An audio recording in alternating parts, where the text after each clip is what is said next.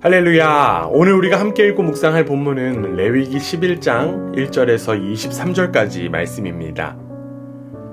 여호와께서 모세와 아론에게 말씀하여 이르시되 이스라엘 자손에게 말하여 이르라. 육지의 모든 짐승 중 너희가 먹을 만한 생물은 이러하니 모든 짐승 중 굽이 갈라져 쪽발이 되고 새김질하는 것은 너희가 먹되 새김질하는 것이나 굽이 갈라진 짐승 중에도 너희가 먹지 못할 것은 이러하니 낙타는 새김질은 하되 굽이 갈라지지 아니하였으므로 너희에게 부정하고 사반도 새김질은 하되 굽이 갈라지지 아니하였으므로 너희에게 부정하고 토끼도 새김질은 하되 굽이 갈라지지 아니하였으므로 너희에게 부정하고 돼지는 굽이 갈라져 쪽발이로 돼 새김질을 못함으로 너희에게 부정하니 너희는 이러한 고기를 먹지 말고 그 주검도 만지지 말라. 이것들은 너희에게 부정하니라.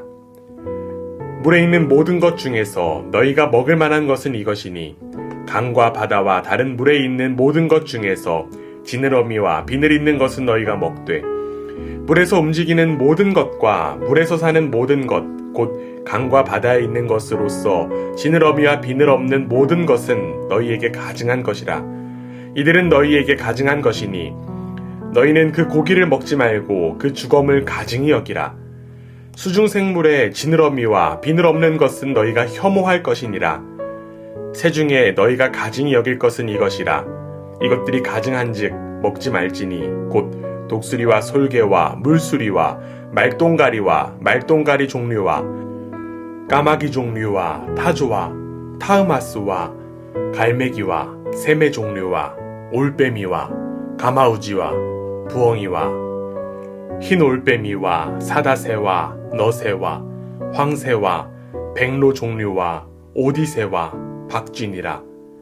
날개가 있고 네 발로 기어다니는 곤충은 너희가 혐오할 것이로되 다만 날개가 있고 네 발로 기어다니는 모든 곤충 중에 그 발에 뛰는 다리가 있어서 땅에서 뛰는 것은 너희가 먹을지니 곧 그 중에 메뚜기 종류와 배짱이 종류와 귀뚜라미 종류와 팥중이 종류는 너희가 먹으려니와 오직 날개가 있고 기어다니는 곤충은 다 너희가 혐오할 것이니라. 아멘. 예수 그리스도의 은혜로 말미암아 거룩한 삶을 살아가는 여러분 모두를 주님의 이름으로 축복합니다. 제가 사람들에게 받는 질문 가운데 하나는 그리스도인들에게 술과 담배가 가능하냐라고 하는 질문을 받곤 합니다. 물론 21세기의 기독교인들에게는 조금 뒤떨어진 이야기처럼 들릴 수도 있지만 여전히 기독교 문화 내에서 불편한 주제 가운데 하나가 바로 주초 문제입니다. 한국 기독교의 특수성 속에 한국교회 신자들은 11조, 주일 성수, 주초 금지만 잘 지키면 된다라고 여기는 사람들도 있습니다. 술은 성경에 어느 정도 명시되어 있지만 담배에 대한 명시는 전혀 없습니다. 이러한 혼란함 속에 차라리 성경 말씀에 구체적으로 나와 있으면 좋겠다라고 하는 생각이 들곤 합니다. 오히려 성경에서 금하는 것은 술과 담배보다는 음식규례에 관한 것들입니다. 거룩하신 하나님의 거룩한 백성인 이스라엘은 삶 속에서 의식적으로 정결을 이루어야만 했습니다. 그렇기 때문에 그들은 아무 음식이나 먹어서는 안 되었습니다.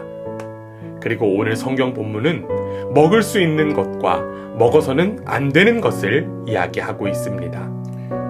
육지 피조물과 수중 피조물 그리고 하늘의 새와 곤충까지도 하나님은 구분해 주셨습니다. 그리고 그 내용을 하나씩 살펴보면 자세한 설명이 나와 있지 않기 때문에 그 구분의 이유를 우리는 파악할 수 없습니다. 아마 당시 이스라엘 백성들은 환경과 문화적으로 어느 정도 그 이유를 알 수 있었을 것이라고 추측할 뿐입니다. 21세기를 살아가는 우리에게 이 본문을 그대로 적용한다면 먹지 못하는 것들이 참 많게 될 것입니다. 그렇다면 우리와 먼 것과 같은 이 본문이 우리에게 주는 메시지는 무엇일까요? 그것은 바로 하나님께서 정하신 것이 바로 정함과 부정함의 기준이 된다는 것입니다. 즉 이미 하나님에 의해서 구분된 거룩한 이스라엘 백성은 하나님께서 구분하신 음식들만을 먹음으로써 자신들의 정체성을 확고히 해야만 했습니다. 물론 삶을 영유하는 일에는 불편함이 가득할 수도 있습니다. 때로는 유혹받을 때도 있을 것입니다. 그러나 하나님께서 구분하신 것을 따름으로써 자신들이 구분 없이 먹는 이들과 구분된 거룩한 백성이며 먹고 마시는 사소한 일상에서부터 구분된 거룩한 삶을 살아야 한다는 사실을 기억할 수 있었던 것입니다. 그리고 이제 우리의 정함과 부정함의 기준점은 바로 예수 그리스도에게서부터 시작됩니다. 예수님은 마가복음 7장 18절에서 19절에서 이렇게 말씀하셨습니다. 너희도 이렇게 깨달음이 없느냐? 무엇이든지 밖에서 들어가는 것이 능히 사람을 더럽게 하지 못함을 알지 못하느냐? 이는 마음으로 들어가지 아니하고 배로 들어가 뒤로 나감이라. 이러므로 모든 음식물을 깨끗하다.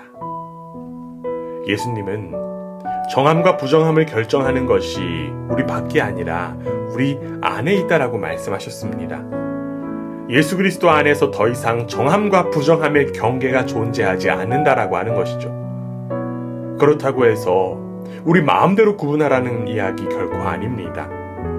레위기의 말씀을 통해서 하나님께서 말씀하셨듯이 우리는 항상 거룩한 하나님의 백성으로 거룩한 삶을 사는 것이 마땅합니다. 사도 바울은 이렇게 고백합니다. 고린도전서 10장 31절 말씀입니다.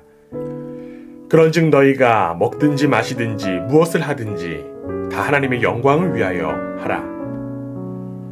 무엇을 먹고 마시든지 또한 어디에 거하든지 간에 하나님의 살아계심을 위해 나아가면 그 모든 것이 거룩한 것이 된다는 것입니다.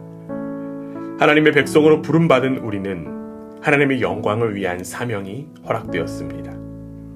그 사명을 온전히 감당하기 위해서는 예수 그리스도 안에 거하는 것이 유일한 방법입니다. 예수 그리스도와의 인격적인 사귐으로 인한 구분된 삶이 진정한 거룩한 삶인 줄 믿습니다.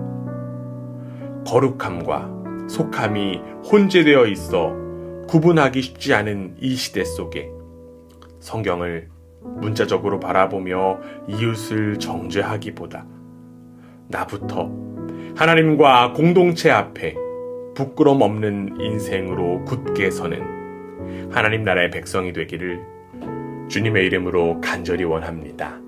아멘.